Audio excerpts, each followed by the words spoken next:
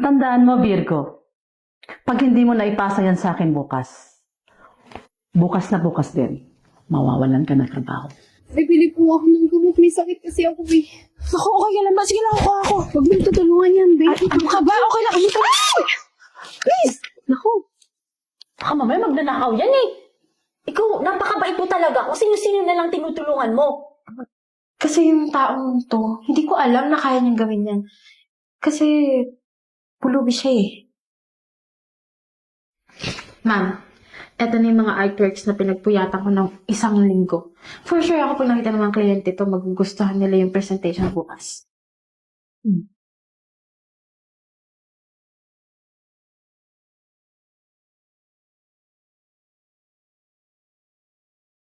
Artwork na sa'yo yan?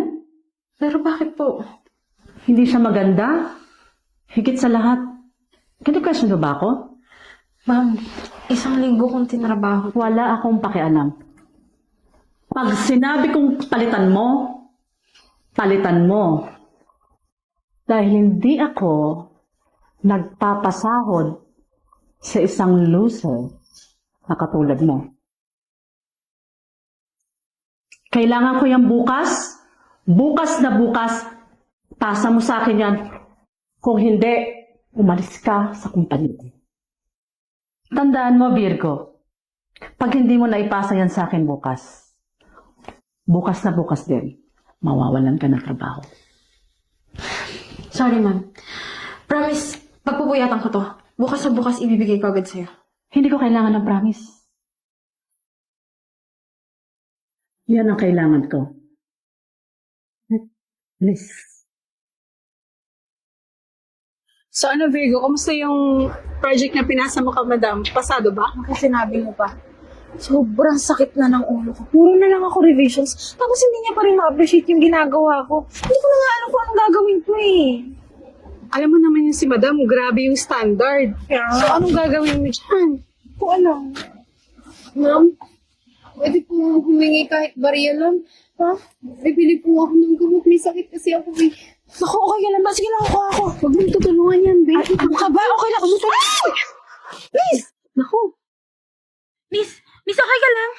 Virgo, baka modus lang to. Pagdating sa bahay, nanakawan kayo. Wag na. Wag mo lang intindihin mo. Tulungan mo ako, iakit ka sa bahay. Ako, madadamay pa tayo nito. Wag ka na magsalita dyan. Tulungan mo na lang ako. Miss, okay ka lang? Virgo? Ate?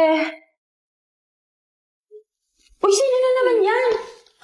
Ate, kasi naglalakad ako kanina sa baba, tapos pinulungan ko siya kasi biglang naimatay sa harapan ko eh. Hindi ko alam yung gagawin ko, baka may huliin ako ng pulis. So, inakit ko dito. Parang tulubi yan ah. Kaya natin ito sa ospital. Ano ka ba? Kulang na nga yung pera natin sa pagkain natin na hindi na nga magkasya yung sahod natin. Nagdala ka pa ng palamunin dito. Ngayon gusto mo i-hospital yan? Ate, huwag kang maingay. Ano ka ba? Kung saan siya ko pa, kung anong mangyaring masama dyan, sa harapan ko nga naimatay eh. Siyempre, tutulungan ko, hindi naman ako masamang tao eh. Baka mamaya magnanakaw yan eh. Ikaw, napakabait mo talaga. Kung sino-sino na lang tinutulungan mo. Magnanakaw.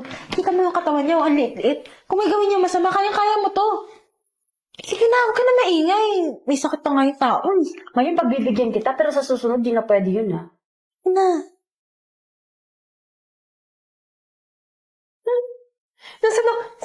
Nasaan ako? Sino ka? Hi, ito naman, nakalimutan mo agad. Di ba kanina bibigyan kita ng palimos, tapos bigla ka natumba. So, nandito lang naman sa harap ng building namin. Inakit na kita dito. Alis na po ako, ate. Hindi, wag. Okay lang. Magstay ka lang hanggat hindi ka pa okay. Kasi mamaya, baka may masamang mangyari sa'yo. Konsensya ko pa, di ba? So, dito kami rin. Pahinga ka. May mga extra akong damit dyan. Bibigyan kita. Kung gusto mo kumain, may pagkain kami dito. Kamahiya, ano ka ba? Ayun, sis. Sigurado ka ba? Sige Po, ano po palang pangalan niyo ulit? Virgo. Ikaw, ano pangalan mo? Eden po. Nagugutom pa ba? Gusto mo kuhanan kita ng pagkain? Tubig lang po muna. Sige. Diyan ka lang, ha? Tsaka kuhanan kita ng gamot. Thank you. Uy, Virgo! Anong pinagkakaabalahan mo? Ito, uminom ka muna ng kape. Tinimplahan kita kasi kanina ka pa dyan eh. Thank you, Antok na talaga ako. Mamaya na to. Kasi kailangan ko talagang tapusin to eh. Hindi ko Ano ba maintindihan. yan? Patingin nga, Ginawa ko na patingin. lahat. Hindi pa rin nasatisfy yung amo ko. Tingin. Eh, sa tingin mo masasatisfied siya sa ganitong gawa? Grabe ka naman, Eden. Para kayong boss ko eh. Ganyan na ganyan din sinabi niya sa akin. Eh kasi naman, yung mga styles mo, outdated na eh. Eh kasi, hindi na to yung mga hinahanap ng mga tao ngayon eh. Eh kasi tignan mo naman oh, na-over siya sa pagka-detailed. Eh yung gusto ng mga tao ngayon, minimalist na lang eh. Teka lang, Eden ah. Teka lang, nawiwindang ako sa'yo. Ang alam ko, palaboy ka. At alam mo to. Dati ka bang artist? Pangarap ko lang. Talaga? Oo.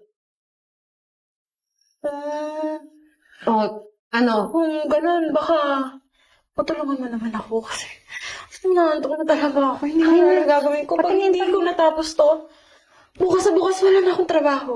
O sige na, patingin nga ng ano mo dyan, yung gawa mo. Ito yung Photoshop. Sige. Ma'am, eto na po. Pinagpuyatan ko po talaga yung buong magdamag. Sana talaga magustuhan niyo na this time.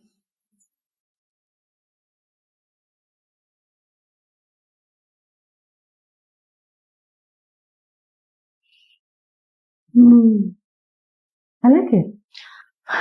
Thank you, ma'am. To be honest, ma'am, may tumulong sa akin. Nagulat nga ako eh. Kasi yung taong to, hindi ko alam na kaya niyang gawin yan. Kasi, pulubi siya eh.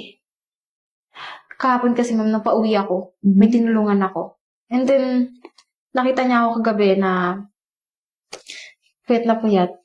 Ang ganda nga ng pagkakagawa niya, nagulat nga ako kasi hindi ko akalain na magagawa niya yan. Pwede ko ba siyang makilala? Sige, ma'am. Gusto mo bukas sa bukas, isama ko siya dito sa office. Hindi. Ngayon na.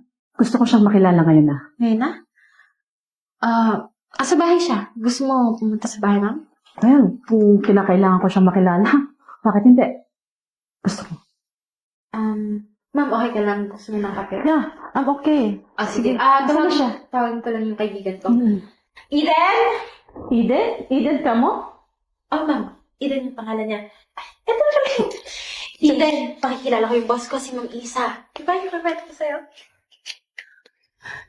Eden. Anong ginagawa mo dito, ma?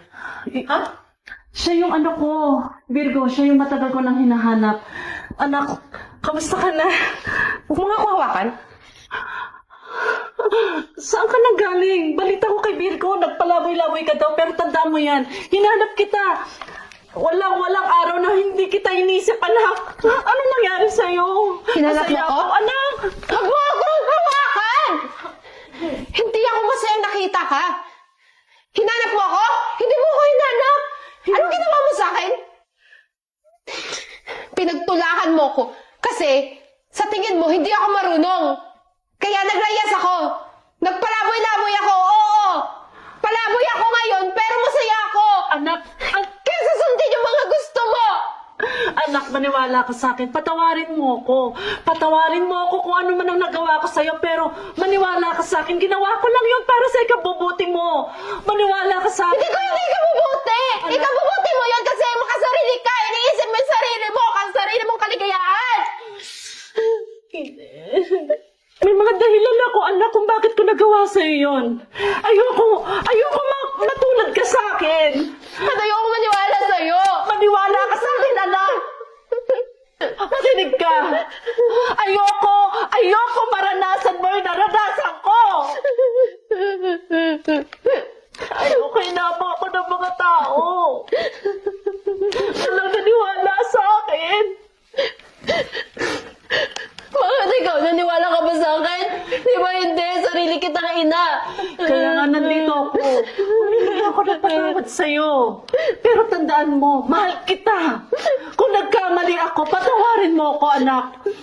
Anak, patawarin mo ko. Dahil ako mismo, nanay mo, hindi naniwala sa'yo. Pero maniwala ka sa akin. Simula sa araw na to, bumalik ka sa akin, anak. Lahat susuporta ako sa'yo. Kung gusto mong mag-aral sa ibang bansa, ipagpatuloy kung anong meron ka, susuportahan kita. Bumalik ka lang sa akin, anak. Bumalik ka lang sa akin. Sorry, Mom. Patawarin mo.